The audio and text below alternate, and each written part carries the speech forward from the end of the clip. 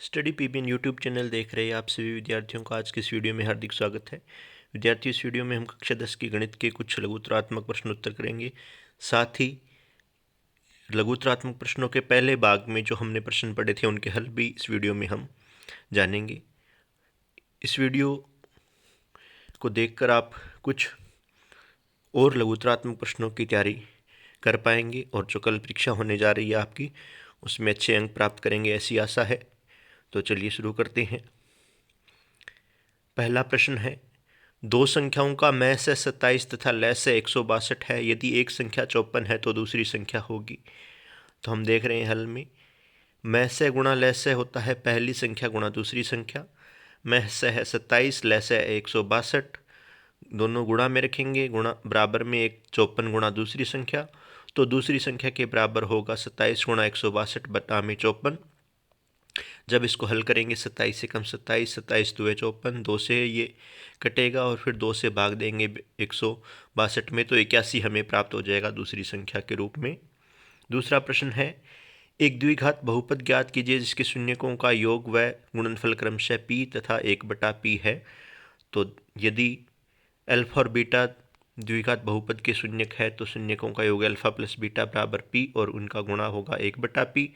और बहुपद हम जानते हैं x square plus alpha plus beta bracket में बाहर एक्स प्लस अल्फा बीटा होता है। जब अल्फा प्लस बीटा और अल्फा बीटा का मान रखेंगे तो हल प्राप्त होगा x square plus P x plus 1/p। तीसरा प्रश्न है, के किस मान के लिए समीकरण निकाय के एक्स प्लस 2y प्लस 5 तथा 3x प्लस वाई बराबर 1 का अद्वितीय हल होगा। समीकरण निकाय अपने पास सामने दिया हुआ है। अद्वितीय हल की शर्त है a1/a2 बराबर नहीं होता है b1/b2 के। तो मान रखने पर k/3 बराबर नहीं है 2/1, और इसका तिरछा गुणा करने पर k बराबर नहीं आएगा 6 के। ये इसका हल होगा। चौथा प्रश्न है कि x के किस मान के लिए समीकरण x square minus 4x minus 20 बराबर 0 का हल निकालना है x के लिए। तो समीकरण निकाय हमारे पास दिया हुआ है। द्विघाती सूत्र का प्रयोग करेंगे जिसमें x बराबर होता है -b plus -b square minus 4ac बटा में 2a। जब इसमें मान रखकर हम इसे हल करेंगे तो हमारे पास x का मान प्राप्त हो जाएगा 2 ± 2√6। इसके बाद में समीकरण 2x² माइनस 4x प्लस 3 के मूलों की प्रकृति ज्ञात करनी है। तो ये अपने पास दिया हुआ है समीकरण 2x² minus 4x plus 3, d बराबर निकालेंगे b² माइनस 4ac जो होता है उससे हमें प्राप्त होता है -8 जो कि शून्य से छोटा है, इसलिए इसके वास्तविक मूल जो संभव नहीं है। छठा प्रश्न है, वृत्त की त्रिज्या और स्पर्श रेखा के मध्य कोण होता है। हमें बताना है कि वृत्त की त्रिज्या और स्पर्श रेखा के मध्य कोण कैसा होता है। तो विद्यार्थियों, इसका उत्तर है समकोण। सातवां है, यदि 2 cos थीटा बराबर 1 तो थीटा का मान होगा। तो 2 cos थीटा बराबर है 1, cos थीटा बराबर हो जाएगा 1/2, और कोस में 1/2 होता है cos 60 के मान के बराबर। तो 3 थीटा बराबर हो जाएगा 60 डिग्री और थीटा बराबर 60/3 मतलब 20 डिग्री हल जो है वो प्राप्त होगा। आठवां है, बिंदुओं -1 7 और 4 -3 के मध्य बिंदु के निर्देशांक पूछे गए हैं, और मध्य बिंदु के निर्देशांक होते हैं x1 + x2/2, y1 + y2/2।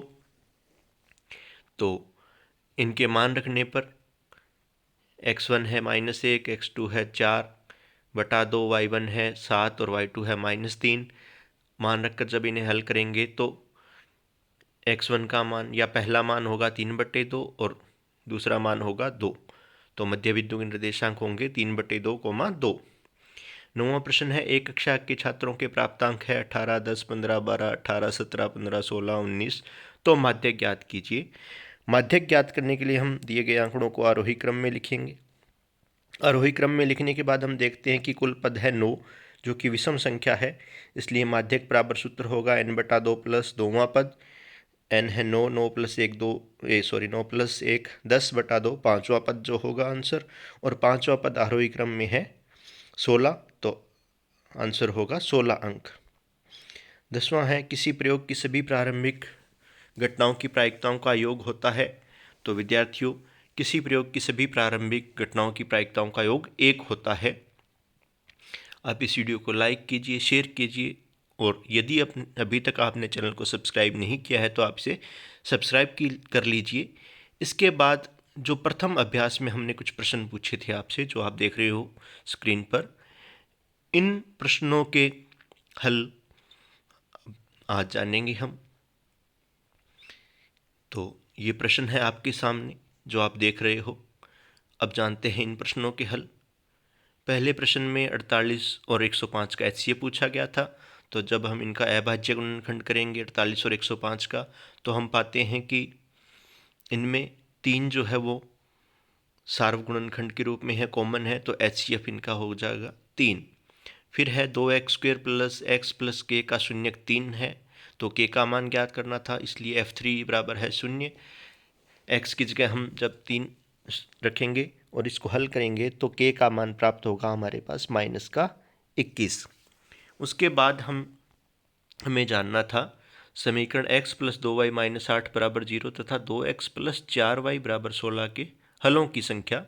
तो जब हम तुलना करेंगे a1/a2 है 1/2, b1/b2 वो भी तुलना करने पर 1/2 आ रहा है, और c1/c2 भी है 8/16 मतलब 1/2। तो तीनों ही समान है, इसलिए अनंत हल है जो है विद्यमान है। चौथा है समीकरण 2x² माइनस 4x प्लस 3 का विविक्तिकर निकालना है, और विविक्तिकर होता है b² माइनस 4ac। जब इनका मान रखेंगे, b का मान है -4, इसकी स्क्वायर करेंगे 16, -4 गुणा 2 और 3 a और c के मान है। इसको जब हल करेंगे तो d का मान प्राप्त हो जाएगा -8। पांचवा प्रश्न AP 7, 13, 19 -205 में पदों की संख्या ज्ञात करनी थी। तो यहाँ a बराबर है 7, d बराबर आएगा 13 - 7 मतलब 6, an है 205। सूत्र an बराबर a plus n minus 1 into D. जब an का मान रखेंगे 205 है, a 7 है, n -1 और d है 6। इसको जब हल करेंगे तो जो 205 है उसमें से 7 माइनस हो जाएगा, 7 इधर आके, और 6 है वो बटा में आ जाएगा। इसको हल करने पर 198/6, जिसमें भाग देने पर 33 आएगा, और 1 इधर आके प्लस का, तो n का मान आ जाएगा 34। छठा प्रश्न था बिंदुओं 0, 0 और 36,15 के मध्य दूरी पूछी गई थी। दूरी सूत्र का हम प्रयोग करेंगे जो कि होता है x2 - x1 की whole square plus y2 - y1 की होल स्क्वायर, सारा ही अंडर रूट में। मान रखकर जब हल करेंगे तो ये प्राप्त हो जाएगा हमारे पास में 39 मात्रक। सातवें प्रश्न में हमसे पूछा गया था कि यदि कोस a बराबर 12/13 है तो कोट a का मान बताना है। कोस a बराबर है 12/13 जो कि होता है आधार बटे कर्ण। पाइथागोरस प्रमेय से हम लंब स्क्वायर का मान निकालेंगे जो कि होता है कर्ण स्क्वायर माइनस आधार स्क्वायर। कर्ण है 13 की स्क्वायर और आधार है 12, तो 169 - 144 जो कि होता है 25, और जब उसको वर्गमूल में करेंगे तो आएगा 5। और कोट a बराबर होता है आधार बटे लंब 12/5, उत्तर प्राप्त हो जाएगा।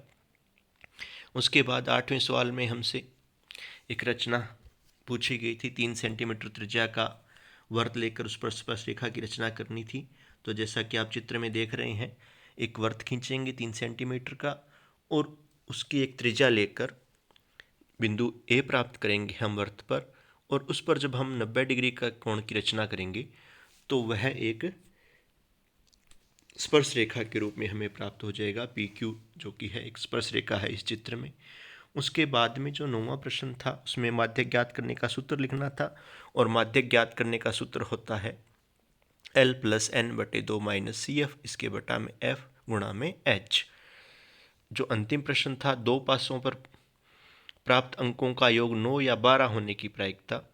तो हम जानते हैं कि दो पासों को उछालते हैं तो कुल परिणाम हमारे पास 36 प्राप्त होते हैं, और दो पासों पर जो अंकों की योग 9 या 12 आने के अनुकूल परिणाम है, 6 या 3 आए, 5 या 4 आए, 4 और 5 आए, 3 और 6 आए, या 6 या 6 आए, तब इनके जो अंकों का योग है वो 9 या 12 हो सकता है।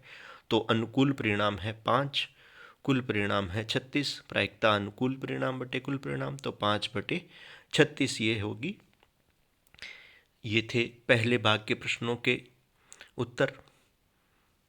आप आपसे पुनः अनुरोध कि इस वीडियो को एक बार लाइक कीजिए, शेयर कीजिए और अपने दोस्तों के साथ शेयर कीजिए, कमेंट कीजिए। और अभी तक यदि चैनल को सब्सक्राइब नहीं किया है तो इसे सब्सक्राइब कर लीजिए।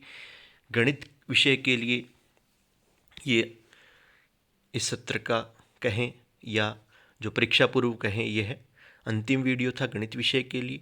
आप सभी को कल होने वाले एग्ज़ाम के लिए बेस्ट ऑफ लक। आपका पेपर बहुत अच्छा जाए, आपके उच्चतम अंक प्राप्त हों, ऐसी आशा है। और आने वाले समय में अन्य विषयों से संबंधित कुछ वीडियो आपको इस चैनल पर उपलब्ध होंगे। आप निरंतर चैनल पर बने रहिए। इस वीडियो को अंत तक देखने के लिए आप सभी का धन्यवाद। मिलते हैं अगले इसी तरह के और विषय के वीडियो के साथ। धन्यवाद।